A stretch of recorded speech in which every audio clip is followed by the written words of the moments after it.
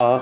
Bizarrement très tard, quand il s'agit de trucs importants comme, et j'en finis avec ça, la chloroquine, enfin bon, les associations chloroquine et antibiotiques, etc.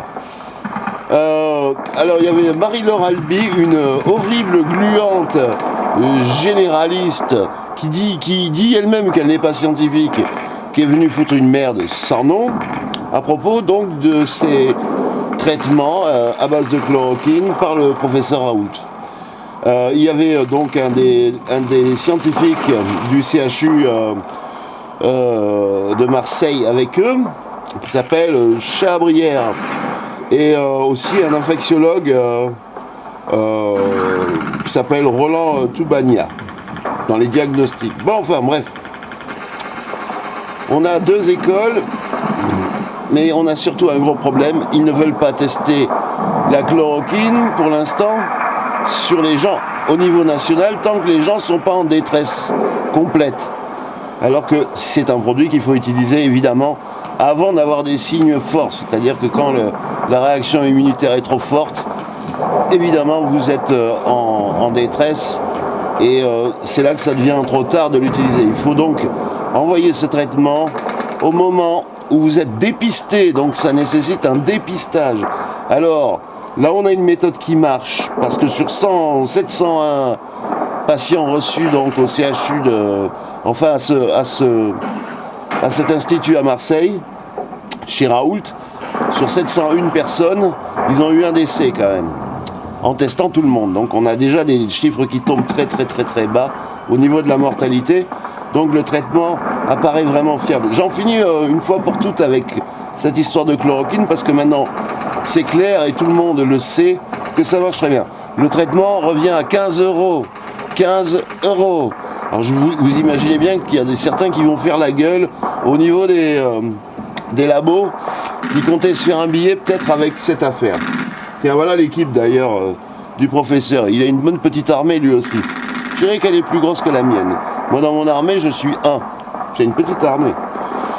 Voilà. Ensuite, j'ai vu aussi des politiques s'en mêler, comme Florian Philippot, qui approuve donc cette méthode de test et de traitement à la chloroquine, à base de chloroquine. Et c'était toujours bon de l'entendre. Mais voilà. Passons à l'international. L'international, c'est très intéressant parce que vous savez que les États-Unis comptent bien ne plus financer l'Organisation internationale de la santé, l'OMS, mondiale de la santé, qu'on appelle le WHO, World Health Organization. Ce à quoi a répondu donc le directeur de l'OMS, cette espèce de vendu aux communistes, il a dit: si vous nous faites disparaître, vous remplirez des sacs à cadavres. Il a dit texto, en réponse à Trump. Alors imaginez Trump, c'est pas le genre de mec à qui on dit ça. Hein. Voilà, cette menace-là, elle est malvenue. Et dans l'oreille de Trump, ça va faire un bon dégât. Tant pis pour sa gueule, tant pis pour leur gueule. Ils ont été incapables. Effectivement, nous allons les virer. Il faut les virer. Virez-les. On n'en a pas besoin, ils nous ont servi à rien. Pardon, ils ont servi à pire que rien, puisqu'ils ont désinformé. Et c'est encore une histoire de guerre d'information. Là, il y a eu une désinformation. À Wuhan, tout le monde s'est barré dès qu'ils ont eu une période, une fenêtre de tir pour se barrer, ils se sont barrés. Hein. Ils sont rentrés chez eux, tout ce qui était bloqué. Et les témoignages ne sont pas brillants de toute façon. Donc évidemment, il y a eu une intox de la part des régimes communistes. D'ailleurs, les masques communistes, a priori, sont de très mauvaise qualité, à hauteur de 40% de la production globale. Et des fois dans des conditions un peu salaces. Mais tout le monde a vu ça, si on se renseigne un peu, on voit. Voilà.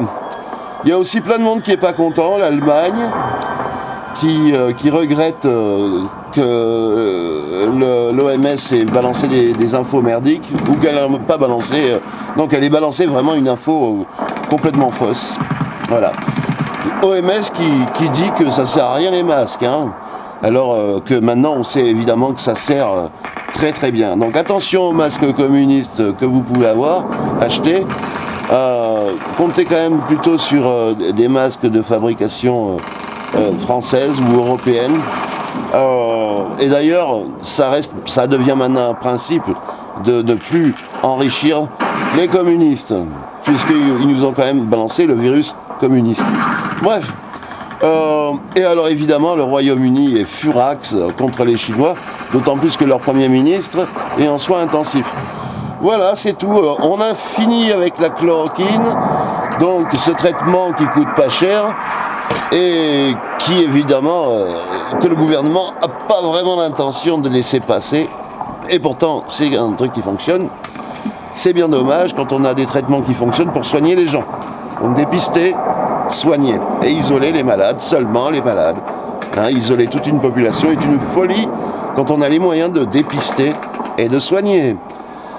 J'ai fini avec cette chronique-là et on se reverra demain pour une nouvelle chronique qui va être très sympa, qui va changer du tout au tout, où on passera sur un mode, sur le domaine de l'économie, parce que tout cela va coûter très cher. Évidemment que ça va coûter cher. Donc je vous souhaite une très très bonne soirée. À demain, n'oubliez pas de vous abonner évidemment. N'oubliez pas d'appuyer sur la cloche. Et comme ça vous recevrez évidemment à chaque fois que je ferai une nouvelle vidéo, la vidéo. C'est un peu le principe de YouTube. Les morts, depuis une semaine, j'arrive pas à atteindre mes 1200 morts. Donc je note pas sur la courbe. J'arrive pas, ils ont toujours pas annoncé 1200 morts. Donc quand ils annonceront 1200 morts, j'aurai une meilleure courbe que ça. J'espère qu'elle va fléchir un petit peu, au lieu de partir à l'exponentielle verticalement. Voilà. Gros bisous, à bientôt.